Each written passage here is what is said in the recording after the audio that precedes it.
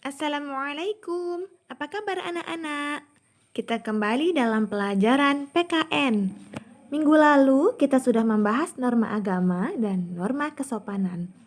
Hari ini, norma apa lagi ya yang akan kita bahas? Ayo simak penjelasan berikut ini. Coba anak-anak perhatikan gambar di samping. Nah, sudah tahu bukan? Norma yang akan dibahas adalah norma kesusilaan. Ketika seseorang akan berbohong, sebenarnya hatinya ingin menyuarakan kebenaran. Apabila menuruti suara hati, seseorang akan cenderung bertindak benar dan baik. Seseorang yang berbuat berdasarkan suara hati nurani merupakan gambaran orang yang mempertimbangkan norma kesusilaan. Mengapa demikian? Karena norma kesusilaan adalah peraturan hidup yang berkenaan dengan bisikan kalbu dan suara hati nurani manusia. Masih ingatkah anak-anak tentang ciri-ciri norma? Poin keempat, yaitu setiap pelanggaran dari norma-norma memiliki sanksi. Begitu juga dengan pelanggaran norma kesusilaan, seperti membicarakan keburukan orang lain dan berbohong. Sanksinya adalah merasa berdosa, takut, dan menyesal. Melihat gambar ini, pertama kali yang terfikir oleh anak-anak semua adalah norma. Ya, benar. Jawabannya adalah norma hukum. Norma hukum adalah peraturan hidup mengenai tingkah laku manusia yang dibuat oleh badan resmi negara yang bersifat mengikat dan memaksa. Mengikat berarti bahwa norma hukum berlaku bagi semua orang.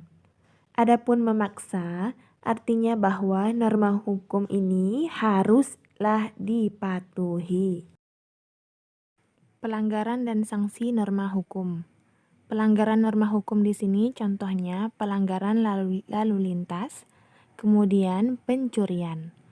Nah, sanksi dari norma hukum bisa berupa denda dan juga bisa berupa penjara. Selanjutnya masuk kepada unsur norma hukum. Unsur pertama, aturan tentang perilaku manusia dalam masyarakat. Kedua, dibuat oleh lembaga berwenang. Ketiga, sifatnya memaksa. Keempat, bersifat tegas sanksinya.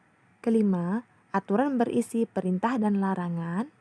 Dan yang terakhir, perintah harus ditaati, larangan harus dijauhi. Adapun kesimpulan pembelajaran kita mengenai macam-macam norma, yaitu bahwa setiap norma terkait antara satu dengan yang lainnya. Tidak dikatakan bahwa anak-anak mengikuti norma agama apabila anak-anak tidak memegang norma kesopanan dan juga norma kesusilaan. Karena tidak mungkin dikatakan sebagai orang yang baik agamanya kalau tidak sopan dan melakukan perbuatan-perbuatan seperti berbohong, mencuri, dan lain sebagainya. Lalu, bagaimana kaitan norma-norma tersebut dengan norma hukum? Kaitannya sangat erat juga loh anak-anak, karena norma hukum inilah yang membantu warga masyarakat untuk taat pada norma-norma yang lainnya.